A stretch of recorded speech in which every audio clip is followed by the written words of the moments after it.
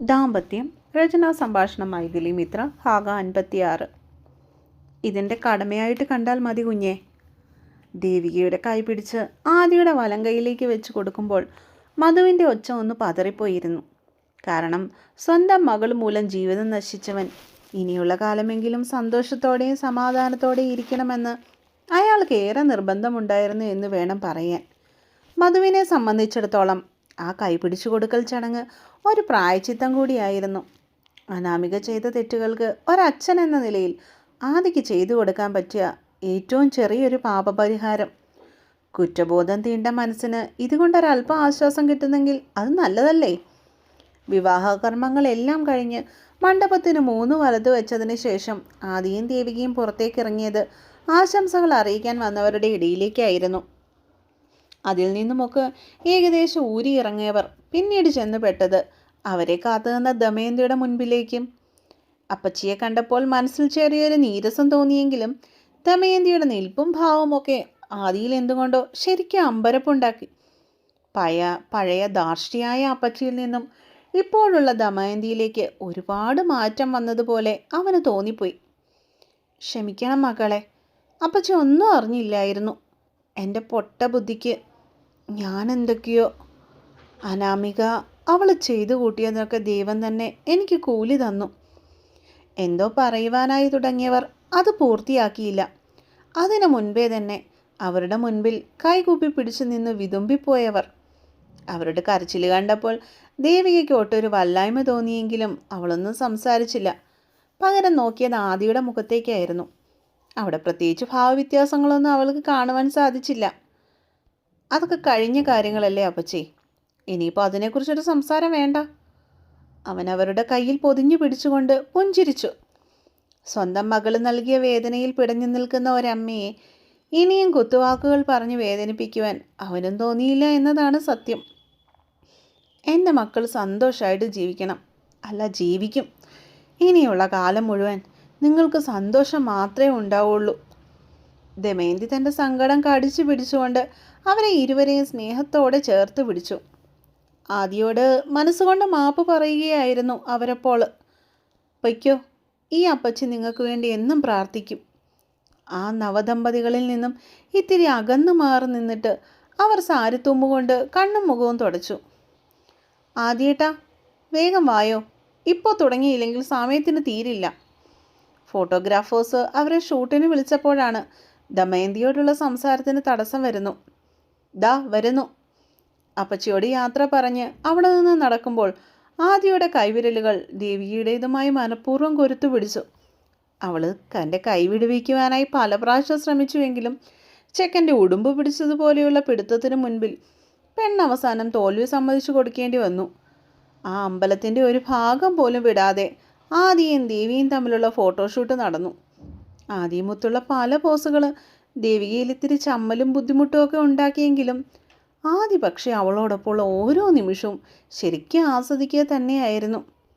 അച്ഛേ മോളും അവരുടേത് മാത്രമായ നിമിഷങ്ങൾ കുഞ്ഞിപ്പെണ്ണിൻ്റെ വരോടുകൂടി മാറി മറിഞ്ഞു. പിന്നീടുള്ള ഓരോ പോസുകളിലും അവർക്കിരുവർക്കും നടുവിലായി ആ തത്തക്കുഞ്ഞു ഇടം പിടിച്ചു. പല രീതിയിൽ, പല ഭാവങ്ങളിൽ അവരെ ഇരുവരെയും ബന്ധിപ്പിക്കുന്ന ഒരദൃശ്യ ശക്തിയായി ആ കുരുന്നു മാറി, അവരറിയാതെ തന്നെ.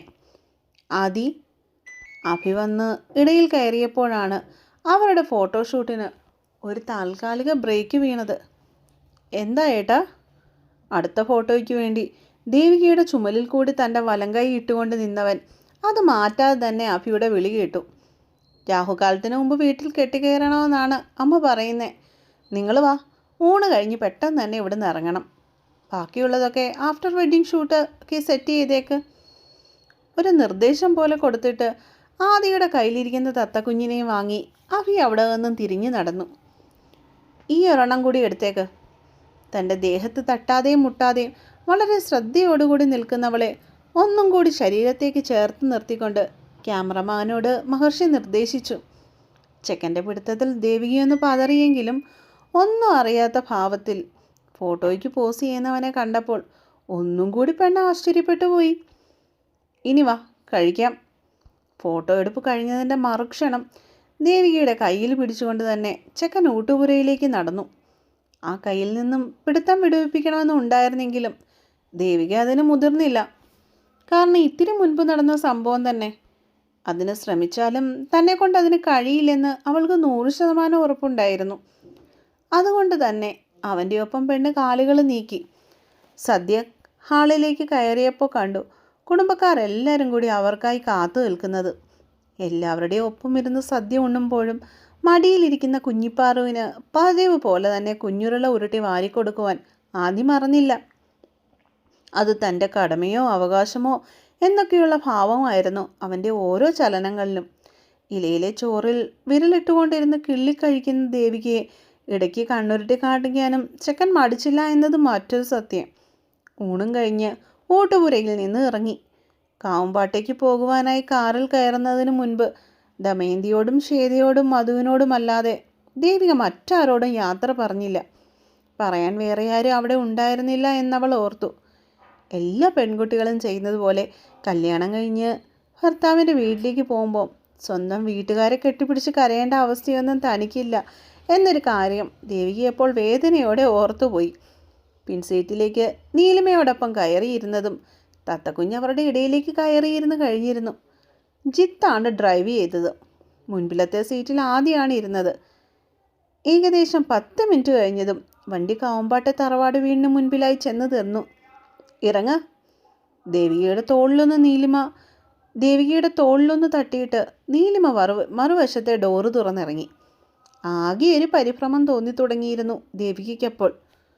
വാടകയ്ക്ക് താമസിക്കാനായി വന്നവൾ ഇന്ന് ഈ വീടിൻ്റെ മരുമകളായിരിക്കുന്നു. അർഹതയെന്ന വാക്ക് പറയരുതെന്ന് രാധമ്മയുടെ കടുത്ത നിർദ്ദേശം ഉണ്ടെങ്കിലും അത് തന്നെ ഇപ്പോഴും കുത്തി നോവിക്കുന്നുണ്ടെന്ന് ദേവികയ്ക്കപ്പോൾ മനസ്സിൽ തോന്നി. ഒരു ദീർഘനിശ്വാസം എടുത്തിട്ട് പിൻസീറ്റിൽ നിന്ന് ഇറന്ന് പുറത്തേക്ക് വന്നവൾ കണ്ടത് കത്തിച്ചു വെച്ച നിലവിളക്കുമായി അവരെ ആനയിക്കുവാൻ എന്നവണ്ണം ഉമ്മറപ്പടിയിൽ വന്നു നിൽക്കുന്ന രാധമ്മയായിരുന്നു. ദേവി മെല്ലെ പടികൾക്ക് മുൻപിലായി മുറ്റത്ത് നിൽക്കുന്ന ആദിയുടെ അരികിലേക്കായി ചെന്ന് നിന്നു. വലതുകാല് വെച്ച് അകത്തേക്ക് കയറി വാ മോളെ. തൻ്റെ കയ്യിലിരിക്കുന്ന വിളക്ക് ദേവികയുടെ കയ്യിലേക്ക് രാധമ്മ ശ്രദ്ധയോടെ വെച്ചു കൊടുത്തു. ആ. പെണ്ണ് വളരെ സൂക്ഷ്മതയോടെ വിളക്കുമായി കാവുമ്പാട്ട് വീടിൻ്റെ പടികൾ കയറി. അവൾക്ക് പിന്നാലെ ആദിയും കുഞ്ഞും മറ്റുള്ളവരും. പൂജാമുറിയിലേക്ക് കൊണ്ടുപോയി ഈ വിളക്ക് വെച്ചേക്ക് മോളെ, രാധ അവളോട് സ്നേഹത്തോടെ പറഞ്ഞു. ആ വീടിൻ്റെ ഓരോ മൂലയും കാണാപ്പാടമായിരുന്നവൾക്ക് പൂജാമുറി തപ്പി കണ്ടുപിടിക്കേണ്ട കാര്യമൊന്നും ഇല്ലായിരുന്നു. അവൾ നേരെ പൂജാമുറിയിലേക്ക് കയറി. കൂടെ ആദിയും കുഞ്ഞിപ്പെണ്ണും അവളെ അനുഗമിച്ചു. വിളക്ക് വയ്ക്കുന്ന പീഠത്തിന് മുകളിൽ 7 തിരിയിട്ട് കത്തിച്ച വെള്ളവിളക്ക് ദേവിക ശ്രദ്ധയോടെ കൊണ്ടുവച്ചു. എന്നിട്ട് ഒരു ഭാഗത്തേക്ക് കണ്ണുകളടച്ച് ഭക്തിയോടെ പ്രാർത്ഥിച്ചു. സുധിയോടൊത്തുള്ള കല്യാണവും തെക്കേലെ വീട്ടിലെ കെട്ടിക്കയറ്റവും ഒക്കെ അപ്പോൾ മനസ്സിലേക്ക് ഓടിയെത്തിയെങ്കിലും അതിഷ്ടപ്പെടാത്ത രീതിയിൽ അവൾ അതിനെ മനസ്സിൽ നിന്ന് ആട്ടിപ്പായിച്ചു. പ്രാർത്ഥന കഴിഞ്ഞ് ആദിയോടൊപ്പം പുറത്തേക്ക് ഇറങ്ങിയവളെ നീലിമ വന്ന് രക്ഷിച്ചു കൊണ്ടുപോയി എന്ന് വേണം പറയുവാൻ. അവിടെ നിന്ന് സ്ത്രീജനങ്ങളുടെ വിളികൾക്കോ ചോദ്യം ചെയ്യലിനോ ഒരു മറുപടിയും കൊടുക്കാതെ നീലിമ ആ പെണ്ണെ നേരെ ആദിയുടെ റൂമിലേക്കാണ് കൂട്ടിക്കൊണ്ടുപോയത്. എന്താടി അവൾ ചെയ്ത പ്രവൃത്തിയുടെ കാരണം അറിയാൻ വയ്യാഞ്ഞിട്ടാവാം ദേവിക്ക് ഇത്തിരി ദേഷ്യം വന്നത്. കുന്തം പോയി അവറ്റകളുടെ വായിലേക്ക് ചെന്ന് ചാടിക്കൊട്. നിന്നെ ഇഞ്ച പിഴിയുന്നത് പോലെ പിഴിഞ്ഞിട്ടേ അവളുമാർ വെറുതെ വിടൂ. പെണ്ണിനെ ഒരു കസേരയിലേക്ക് കയറ്റിയിരുത്തിയിട്ട് അവളുടെ അലങ്കാരങ്ങളൊക്കെ ഓരോന്നായി ശ്രദ്ധയോടെ അഴിക്കുവാനായി തുടങ്ങി. ഞാനത് ഓർത്തില്ല നീലിമേ. അവളിൽ കുറ്റബോധം നിറഞ്ഞു. കഴിഞ്ഞോ?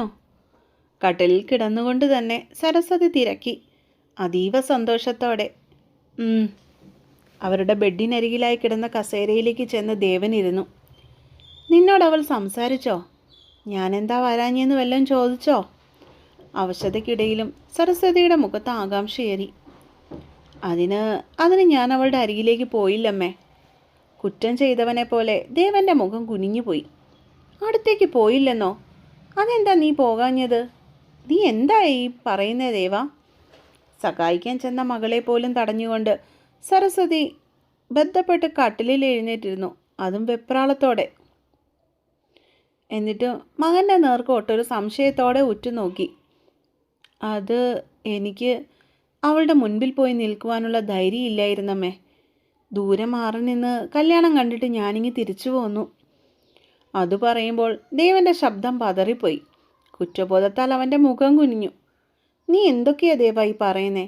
അവൾ ഫോൺ വിളിച്ച് പറഞ്ഞല്ലേ ഇന്ന് കല്യാണമാണെന്ന്. അവിടം വരെ പോയിട്ട് എൻ്റെ കുഞ്ഞിനോടൊന്ന് സംസാരിക്കാതെ നീങ്ങി പോന്നോ? അവൾ എന്തു വിചാരിച്ചിട്ടുണ്ടാവും? എത്ര സങ്കടപ്പെട്ടിട്ടുണ്ടാവും? അവൾക്ക് ആരുമില്ലാന്ന് ഓർത്ത് കാണില്ലേ? അവൾക്ക് നമ്മളല്ലാതെ വേറെ ആരാ ഉള്ളേ? ദേവിയുടെ അച്ഛൻ്റെ സ്ഥാനത്ത് നിന്ന് അവളെ കൈപിടിച്ചു കൊടുക്കേണ്ടത് നീയല്ലായിരുന്നോ മോനെ? എന്നിട്ട് അവർക്ക് സങ്കടം സഹിക്കാനായില്ല. സരസ്വതി പൊട്ടിക്കരഞ്ഞുപോയി. അമ്മേ, കരയല്ലേ, അമ്മയ്ക്ക് വയ്യാതാവും. കരഞ്ഞു തുടങ്ങിയതും ശ്വാസം കിട്ടാതെ നെഞ്ചു തടവുന്ന സരസ്വതിയെ കണ്ടപ്പോൾ ദേവൻ ശരിക്കും ഭയന്നുപോയി. അവൻ ഓടിച്ചെന്ന് ടേബിളിന് മുകളിലായിരിക്കുന്ന ഇൻഹേലർ എടുത്ത് അവരുടെ കയ്യിൽ പിടിപ്പിച്ചു കൊടുത്തു. സരസ്വതി അത് വാങ്ങാൻ ആദ്യമൊന്നും മടിച്ചുവെങ്കിലും ദേവൻ്റെ നിർബന്ധത്താൽ അത് കയ്യിൽ വാങ്ങി 2 പഫ് എടുത്തു. 2-3 നിമിഷങ്ങൾ കഴിഞ്ഞതും അവർക്കിത്തിരി ആശ്വാസം തോന്നി. ശ്വാസം മുട്ടലൊന്ന് കുറഞ്ഞു. അമ്മേ, ഞാൻ മനഃപൂർവ്വമല്ല അങ്ങനെ ചെയ്തത്. എനിക്ക് അവളെ ഫേസ് ചെയ്യാൻ ബുദ്ധിമുട്ടായിരുന്നു. അവളുടെ മുൻപിൽ പോയി നിൽക്കാനുള്ള യോഗ്യതയില്ലെന്ന് തോന്നിപ്പോയി. അതാ ഞാൻ ദേവിയുടെ കണ്ണെത്താത്തത്രയും ദൂരത്തിൽ പോയി നിന്നത്. ദേവൻ അവനെ എത്രയൊക്കെ ന്യായീകരിക്കുവാനായി ശ്രമിച്ചുവെങ്കിലും സരസ്വതി അതിനൊന്നും പുല്ലുവില പോലും കൊടുത്തില്ല. നീയും നിന്റെ ഭാര്യയും ചെയ്ത തെറ്റുകളൊന്നും മാപ്പില്ലാത്തതാ ദേവ. അറിഞ്ഞോ അറിയാതെയോ എനിക്കും അതിൽ പങ്കുണ്ട്. എന്നിട്ട് എൻ്റെ കുഞ്ഞിനിപ്പോൾ ഒരു നല്ല ജീവിതം കിട്ടിയപ്പോൾ അവൻ മാറി നിന്ന് കണ്ടിട്ട് വന്നെന്ന്. എന്താ ദേവ, ഇനിയും എൻ്റെ കൊച്ചിനോടുള്ള ദേഷ്യം നിനക്ക് മാറിയില്ലേ? അതോ എൻ്റെ കുഞ്ഞിനൊരു നല്ല ജീവിതം കിട്ടിയതിലുള്ള കണ്ണുകടിയാണോ? ചോദിക്കാൻ പാടില്ല, എങ്കിലും മനസ്സിലുള്ള സംഘർഷങ്ങൾ അവരെ കൊണ്ട് അങ്ങനെ ചോദിപ്പിച്ചു എന്ന് വേണം പറയുവാൻ. അമ്മേ, അവൻ താക്കീതോടെ സരസ്വതിയെ വിളിച്ചു. കേൾക്കാൻ പാടില്ലാത്ത എന്തോ കേട്ടതിൻ്റെ പകപ്പിലായിരുന്നു ദേവനപ്പോൾ. അതെ, അമ്മ തന്നെയാ. ഇവിടെ നിന്ന് എഴുന്നേറ്റ് പോകാൻ ആവതുണ്ടായിരുന്നെങ്കിൽ എൻ്റെ മോടെ കല്യാണം കാണാൻ ഞാൻ പോയേനെ. ഇങ്ങനെ ആരുമില്ലാതെ അനാഥയെപ്പോലെ എൻ്റെ മോള് മണ്ഡപത്തിലിരിക്കേണ്ട അവസ്ഥ ഉണ്ടാവില്ലായിരുന്നു. ജീവിതത്തിൽ ആദ്യമായി സരസ്വതി തൻ്റെ മകൻ്റെ നേർക്ക് ചീറി. അവർക്ക് അധിക നേരം ഒച്ചയെടുത്ത് സംസാരിക്കാൻ പറ്റുന്നുണ്ടായിരുന്നില്ല. ശബ്ദമുയർത്തുമ്പോൾ അവർ വല്ലാതെ കിതയ്ക്കുകയും ഉച്ചത്തിൽ ചുമയ്ക്കുകയും ചെയ്തു. അമ്മേ, അങ്ങനൊന്നും പറയല്ലേ അമ്മേ. എനിക്കെന്തിനാ അമ്മേ അവളോട് ദേഷ്യവും പകയൊക്കെ? എന്നെ കണ്ട അവളുടെ ഉള്ള സന്തോഷം കൂടി പോകുമെന്ന് കരുതി. അതാ ഞാൻ. മണ്ഡപത്തിൽ കുഞ്ഞിപ്പെണ്ണിനോടും ആദിയോടുമൊപ്പം സന്തോഷത്തോടെ ഇരിക്കുന്ന ദേവികയുടെ മുഖമായിരുന്നു അവൻ്റെ ഉള്ളിലപ്പോൾ നിറഞ്ഞു നിന്നത്. അതിന് ദിവ്യയല്ലല്ലോ ദേവാ എൻ്റെ മോള്? ഒറ്റ ചോദ്യമേ സരസ്വതി ചോദിച്ചുള്ളൂ. അതിനു മുമ്പിൽ ദേവൻ്റെ വാ അടഞ്ഞു പോയിരുന്നു. തകർന്ന മനസ്സോടെ അവൻ അവിടെ നിന്നും മെല്ലെ എഴുന്നേറ്റു. എന്നിട്ട് കുറ്റബോധത്തോടെ ആ മുറിയിൽ നിന്നും പുറത്തേക്കിറങ്ങി. സർ, ഹോം നേഴ്സായ വനജ അപ്പോഴാണ് അങ്ങോട്ടേക്ക് എന്നത്. ദിവ്യ പോയതിൻ്റെ പിറകെ തന്നെ സരസ്വതിയെ നോക്കാൻ വേണ്ടി ദേവൻ ഒരു ഏജൻസിയെ സമീപിച്ചിരുന്നു. അങ്ങനെ വന്നതാണ് വനജ എന്ന ആ പെൺകുട്ടി. പക്ഷേ ആരും പറയാതെ തന്നെ ദേവൻ്റെ മകനായ വിഷ്ണുവിൻ്റെ കാര്യങ്ങളും ആ വീട്ടുകാര്യങ്ങളും അവർ ശ്രദ്ധയോടെ നോക്കുന്നുണ്ട്. മോൻ ഭക്ഷണം കഴിച്ച് നേരത്തെ ഉറങ്ങി. സാറിനെ അന്വേഷിച്ചിരുന്നു. അവൾ ഭവ്യതയോടെ ദേവനെ അറിയിച്ചു. ആ, ഒരു മൂളലിൽ മറുപടി ഒതുക്കിയവൻ. അമ്മയ്ക്ക് ഇന്നിത്തിരി ശ്വാസമുട്ടൽ കൂടുതലായിരുന്നു. നാളെയാണ് ഡോക്ടർ ചെല്ലാൻ പറഞ്ഞിരിക്കുന്നത്. ഞാൻ അപ്പോയിൻമെൻ്റ് എടുത്തിട്ടുണ്ട്. വനജ വീണ്ടും തുടർന്നു. ആ, പോകാം. അലസമായി ഉത്തരം പറഞ്ഞിട്ട് ദേവൻ അവിടെ നിന്ന് മുന്നോട്ടേക്ക് നടന്നു. സർ, അത്താഴം വിളമ്പി ടേബിളിന് മുകളിൽ വെച്ചിട്ടുണ്ട്. കിടക്കുവാനായി സ്വന്തം മുറിയിലേക്ക് കയറി പോകുന്നവനെ നോക്കി ഇത്തിരി ഉച്ചത്തിൽ തന്നെ വനജ വിളിച്ചു പറഞ്ഞു. എന്നാൽ ദേവികയെ മാത്രം മനസ്സിൽ ചിന്തിച്ചുകൊണ്ട് നടന്നവൻ്റെ കാതുകളിൽ മറ്റൊന്നും പതിയുന്നുണ്ടായിരുന്നില്ല. തെറ്റുകൾക്ക് മുകളിൽ താൻ വീണ്ടും തെറ്റുകൾ ചെയ്യുന്നു എന്നൊരു ചിന്ത ദേവനെ അത്രമേൽ തളർത്തിയിരുന്നു എന്നതാണ് സത്യം. തലയിൽ കുത്തിവെച്ചിരിക്കുന്ന സ്ലൈഡും മുല്ലപ്പൂവൊക്കെ എടുത്തു കളഞ്ഞ് കയ്യിലും കഴുത്തിലും കിടന്നൊക്കെ ഊരി മാറ്റിയപ്പോഴേക്കും ദേവിക്ക് ഇത്തിരി ആശ്വാസം തോന്നിയിരുന്നു. ഉടുത്തു മാറുവാനായി നീലിമ എടുത്തു കൊടുത്ത ഒരു ചുരിദാറുമായി അവൾ ബാത്റൂമിലേക്ക് കയറി. കല്യാണ സാരിയും ബ്ലൗസും അഴിച്ചു മാറ്റി അപ്പോൾ തന്നെ പുറത്തു നിൽക്കുന്നവളെ പെണ്ണ് ഏൽപ്പിച്ചു. കാരണം 1 ലക്ഷത്തിന് മുകളിൽ വില വരുന്ന സാരിയാണ്. അതുകൊണ്ട് സൂക്ഷിച്ചു വേണം കൈകാര്യം ചെയ്യുക എന്നതിൽ ദേവിക്ക് നിർബന്ധമുണ്ടായിരുന്നു. ഷവറിനടിയിലെ വെള്ളത്തിന് കീഴിൽ നിൽക്കുമ്പോൾ അവൾക്ക് വല്ലാത്തൊരു ആശ്വാസം തോന്നി. അതുകൊണ്ട് തന്നെ കുറേയേറെ നേരം അവൾ ഷവറിനടിയിൽ നിന്നു. കുളിയും കഴിച്ച് ഡ്രസ്സും ഇട്ട് മുറിയിലേക്ക് ഇറങ്ങി വന്ന ദേവി കണ്ടത് തൻ്റെ സാരിയൊക്കെ മടക്കി വൃത്തിയാക്കി വെക്കുന്ന നീലിമയാണ്. ഇതൊക്കെ ഞാൻ ചെയ്യായിരുന്നില്ലേ നീലു? അവൾ പെണ്ണിനെ ശാസിച്ചു. ഒന്ന് പോടി. നീലിമ കളിയായി മുഖം കൂട്ടി. ദേവി അതിന് മറുപടിയൊന്നും നൽകിയില്ല. പകരം അവളെ നോക്കി മനോഹരമായ ഒരു പുഞ്ചിരി നൽകി. നീ ഈ ധൃതി പിടിച്ചൊരുങ്ങി എങ്ങോട്ടാ? തല തോർത്തിയതിന് ശേഷം കുളിപ്പിന്നലും കെട്ടി പെട്ടെന്ന് ഒരുക്കം തീർക്കുന്ന ദേവിയെ കണ്ട് നീലിമ ഒന്ന് സംശയിച്ചു. താഴേക്ക്. പ്രത്യേകിച്ച് യാതൊരു ഭാവഭാവവും കൂടാതെ അവൾ മറുപടി കൊടുത്തു. അതിനിടയിൽ നെറുകയിൽ സിന്ദൂരം അണിയാനും ദേവിക മറന്നില്ല. മര്യാദയ്ക്ക് ഇവിടെ കിടന്ന് ഇത്തിരി നേരം ഉറങ്ങാൻ നോക്ക്. വെളുപ്പിനെ തൊട്ടുള്ള നിപ്പല്ലേ. ദേവികയുടെ അഴിച്ചു വെച്ച ആഭരണങ്ങളെല്ലാം അതാത് ബോക്സിനുള്ളിലേക്ക് എടുത്തു വെച്ചുകൊണ്ട് നീലിമ പറഞ്ഞു. അതല്ല നീലു, ചെന്നില്ലെങ്കിൽ ആരെങ്കിലും എന്തേലും പറഞ്ഞാലോ? ദേവികയിൽ വെപ്രാളം നിറഞ്ഞു. ആരെന്തു പറയാൻ? നീ ഒന്ന് പോ പെണ്ണേ. അമ്മ തന്നെയാ ഇതിപ്പോൾ എന്നോട് ഫോൺ വിളിച്ച് പറഞ്ഞത്. ദേ, നിനക്ക് കുടിക്കാനായി ചായയും വന്നിട്ടുണ്ട്. ടേബിളിന് മുകളിലിരിക്കുന്ന ഒരു കപ്പ് ചായ ചൂണ്ടിക്കാട്ടി നീലിമ ബെഡിൽ നിന്ന് എഴുന്നേറ്റു. നീ ആ ചായയും കുടിച്ചിട്ട് ഇത്തിരി നേരം കിടന്നുറങ്ങ്. വേണേൽ തത്തയെ കൂടെ ഞാനിങ്ങോട്ടേക്ക് എടുത്തോണ്ട് വരാം. അവളുടെ ആഭരണങ്ങളും സാരിയും ഒക്കെ ആദിയുടെ കബോർഡിനുള്ളിലേക്ക് എടുത്തു വെക്കുന്നതിനിടയിൽ നീലിമ അവളോട് പറഞ്ഞു. എടി, ഈ മുറി തന്നെ കിടക്കണോ? ദേവിക്ക് അതോർത്തായിരുന്ന ആവലാതി മുഴുവനും. അല്ലടി, താഴത്തെ ഗസ്റ്റ് റൂമിൽ പോയി കിടക്ക്. നീ ഇപ്പോഴും കാവമ്പാട്ടെ വീട്ടിലെ വാടകക്കാരിയാണല്ലോ അല്ലേ? നീലിമ അവളെ പരിഹസിച്ചു. ദേവിയൊന്നും പിന്നീട് സംസാരിച്ചില്ല. അല്ലെങ്കിൽ തന്നെ അതിലൊരു കാര്യവുമില്ലെന്ന് സ്വയം അറിയാമായിരുന്നു. ആദിയുടെ മുറിയിൽ കിടക്കുവാൻ എന്തുകൊണ്ടോ ഒരു ചമ്മലാണ്. പല പ്രാവശ്യം ഓരോ ആവശ്യങ്ങൾക്കായി ഈ മുറിയിൽ കയറി ഇറങ്ങിയിട്ടുണ്ട്. എങ്കിലും ഇപ്പോഴെന്തോ ഒരു വെപ്രാളം പോലെ. താനിപ്പോൾ ആളിൻ്റെ ഭാര്യയാണ്. എന്നാലും എന്തോ ഒന്ന് തന്നെ പിന്നിലേക്ക് വലിക്കുന്നുണ്ട്. പേടിയോ പരവേശമോ നാണമോ ചമ്മലോ വെപ്രാളവോ അങ്ങനെ എന്തൊക്കെയോ. ഡി, കുന്തം വിഴുങ്ങിയതുപോലെ നിൽക്കാതെ ആ ഗ്ലാസ്സിലിരിക്കുന്ന ചായ എടുത്ത് കുടിക്ക്. എന്നിട്ട് കുറച്ചു നേരം റെസ്റ്റ് എടുക്ക്. ഞാൻ താഴെ പോയി മോളെയും കൂട്ടിക്കൊണ്ട് വരാം. ആദിയുടെ മുറിയുടെ ഡോർ പുറത്തു നിന്നും ചേർത്ത് അടച്ചതിന് ശേഷം നീലിമ അപ്പോഴേക്കും താഴേക്ക് ഇറങ്ങിപ്പോയി. അവൾ ഇറങ്ങിപ്പോയെന്ന് കണ്ടതും ദേവിക 1-2 നിമിഷങ്ങൾ കൂടി നിന്നെടുത്ത് തന്നെ അങ്ങനെ നിന്നുപോയി.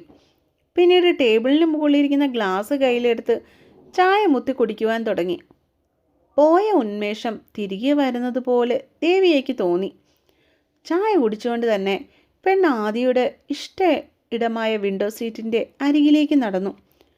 പല പ്രാവശ്യം ഈ വിൻഡോ സീറ്റ് കണ്ടിട്ടുണ്ടായിരുന്നെങ്കിലും ഇതൊന്ന് ഇപ്പോഴാണ് ശരിക്കും കാണുന്നത്. അതിലിരുന്ന് ചായ കുടിച്ചുകൊണ്ടിരുന്നവൾ വിൻഡോയുടെ പുറത്തെ കാഴ്ചകളിലേക്ക് കണ്ണുകൾ നീക്കി. ഇവിടെ നിന്ന് നോക്കിയാൽ നേരെ കാണുന്നത് തൻ്റെ ബെഡ്റൂമിൻ്റെ ഉൾവശമാണെന്നറിഞ്ഞതും ദേവിയേക്ക് അത്ഭുതം തോന്നി. അമ്മ. ഡോർ തുറന്നു വരുന്ന കുഞ്ഞിപ്പെണ്ണിൻ്റെ വിളിയാണ് അവളെ ആ സീറ്റിൽ നിന്ന് എഴുന്നേൽക്കാൻ തോന്നിപ്പിച്ചത്. അമ്മയുടെ സുന്ദരിമണി വന്നോ? കയ്യിലിരുന്ന കാലി ഗ്ലാസ് ടേബിളിന് മുകളിലേക്ക് വെച്ചിട്ട് ദേവിക തത്തമ്മയെ ആഞ്ഞു പുണർന്നു. മോള് കുളിച്ചു. രാധമ്മയെ കുളിപ്പിച്ചേ.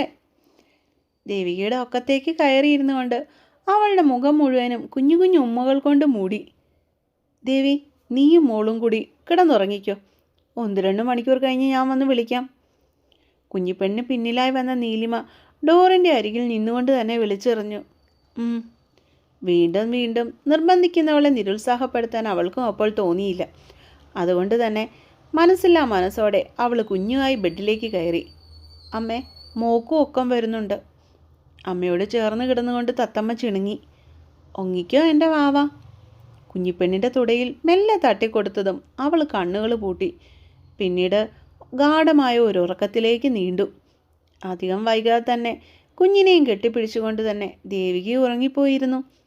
അതേസമയം ദേവികയും കുഞ്ഞും ഉറങ്ങിയെന്ന് മനസ്സിലാക്കി പുറത്തേക്കിറങ്ങിയ നീലിമ മുറിയുടെ വാതിൽ വീണ്ടും പുറത്തുനിന്ന് ചാരിയിട്ടു. നിമിഷങ്ങൾ കുറേയേറെ കടന്നുപോയി. കല്യാണത്തിൻ്റെ തിരക്കിൽ പെട്ടുപോയ ആദി ഫ്രഷപ്പ് ആകുവാൻ വേണ്ടി സ്വന്തം മുറിയിലേക്ക് വന്നപ്പോൾ അവിടെ കണ്ട ഈ കാഴ്ച അവൻ്റെ മനസ്സിനെ വല്ലാതെ സ്പർശിച്ചു. തൻ്റെ ജീവനും ജീവിതമായ ഇരുവർ തൻ്റെ മുറിയിൽ, അതും തൻ്റെ കട്ടിലിൽ കിടന്നുറങ്ങുന്നു. ഈ ഒരു നിമിഷത്തിന് വേണ്ടിയാണ് ഒരുപാട് ആശിച്ചതാണ്, കൊതിച്ചതാണ്.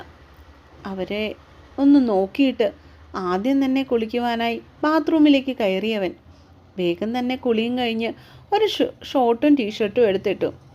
എന്നിട്ട് മുറി കുറ്റിയിട്ടിട്ട് നേരെ കട്ടിലിലേക്ക് കയറി ദേവികയുടെ അരികിലായി ചേർന്ന് കിടന്നു. ചുവരിൻ്റെ അരികിലായി കിടക്കുന്ന കുഞ്ഞിപ്പെണ്ണിനെ ദേവികയുടെ മുകളിലൂടെ കൈയിട്ട് ചേർത്ത് പിടിച്ചവൻ.